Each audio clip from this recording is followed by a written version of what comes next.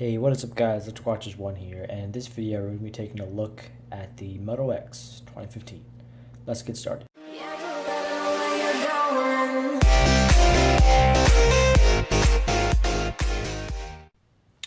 So this Moto X 2015, Moto X Pure Edition, whatever you want to call it, I bought this phone from Best Buy for $300, which, as you'll see in this review, is a steal for what you're getting.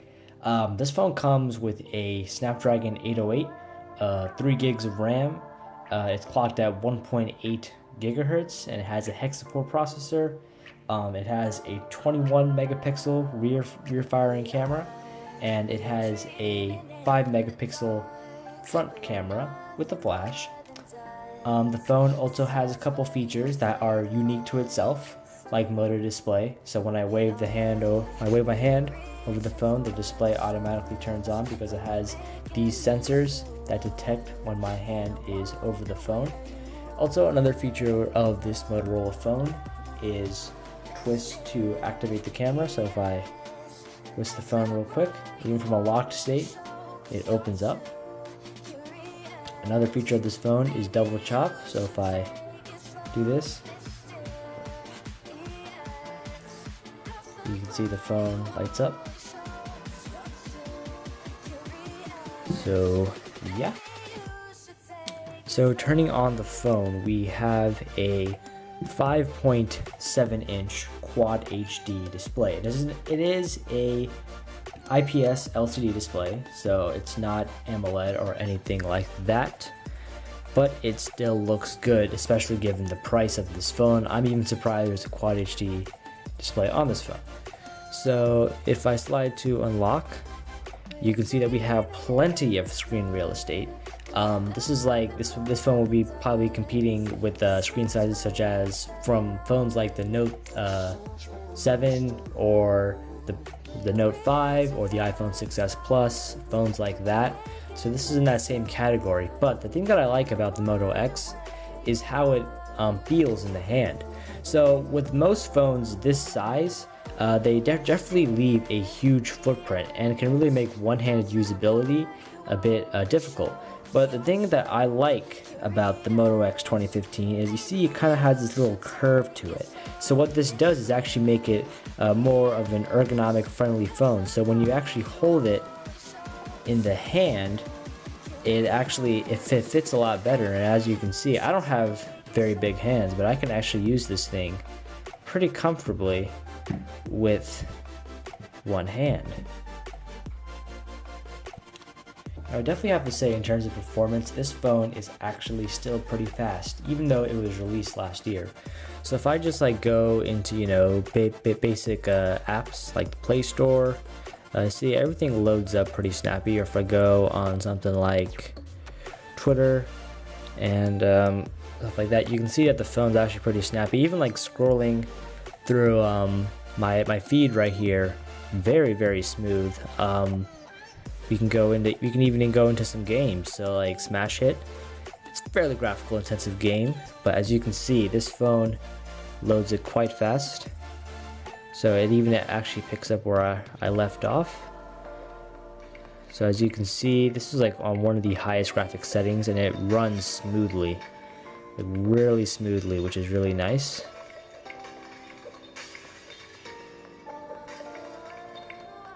So that's nice to see.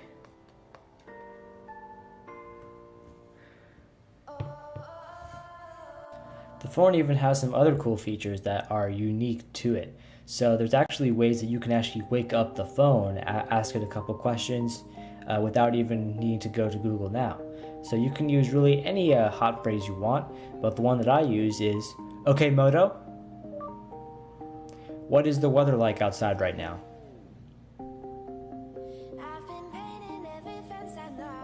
Unlock your phone to continue. It's 83 degrees and partly cloudy in Reisterstown.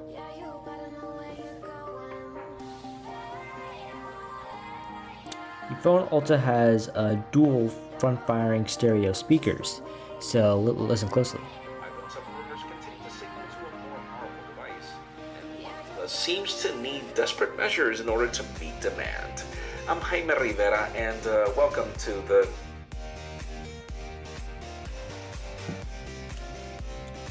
So these stereo speakers overall give the phone a better sound and overall a more immersive audio experience.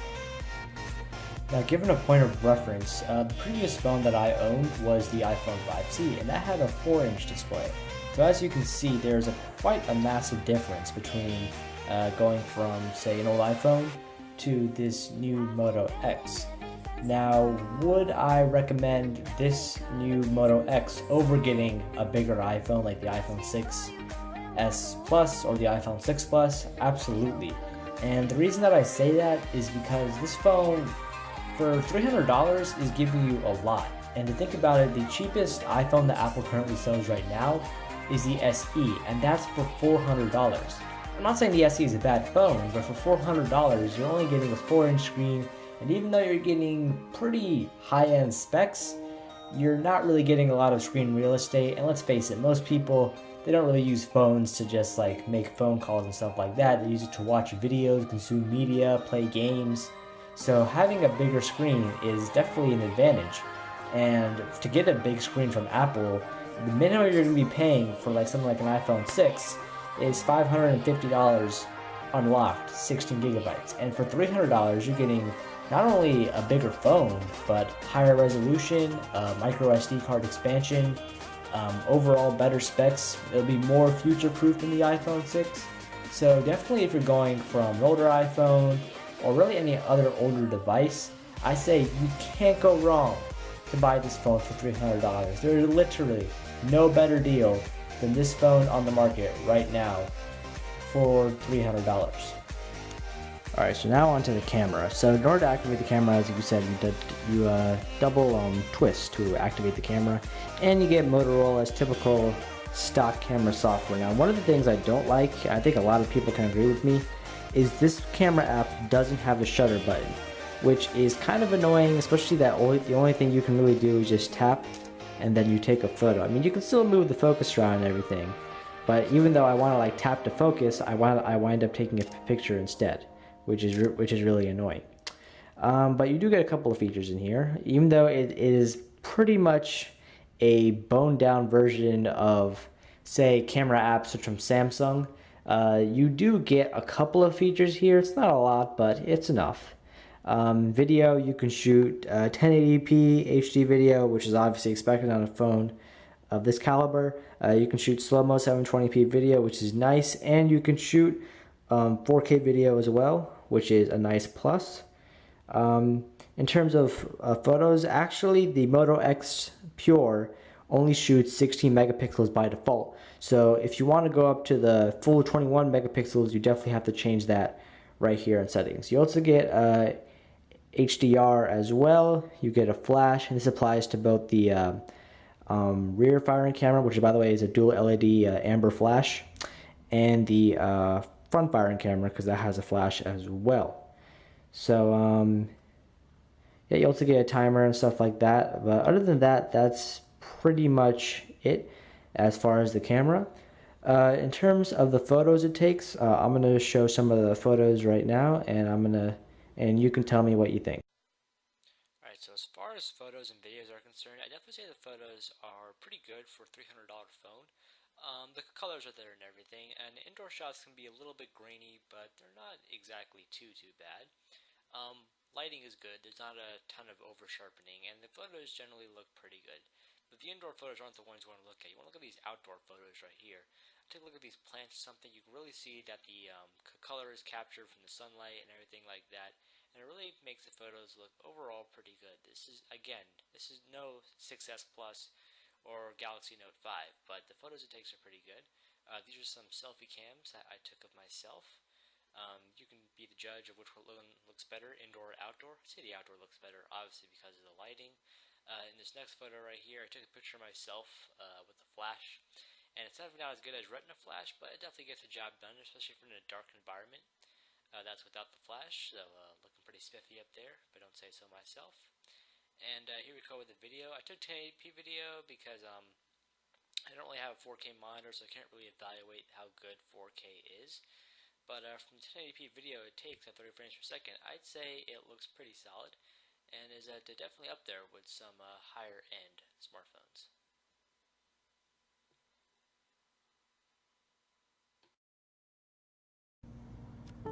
Another unique feature of the Moto X Pure Edition is the inclusion of turbocharging. So as of right now, I'd say this is probably one of the best fast charging solutions on the market. So something like the turbocharger, this is what it looks like, by the way, a huge power brick, and it says turbo, somewhere over there, there you go, turbo right there. And so you can pretty much, I'd say, in about 70 minutes get a full charge, which is pretty good. Especially when you're in those rush situations and you really need to get a charge fast to last you the whole day. This is definitely a good option. It's something that not that many phones, well, I guess you could say, I mean, as time has progressed, more and more phones have offered it, but I definitely say turbocharge is definitely one of the more faster quick charging options.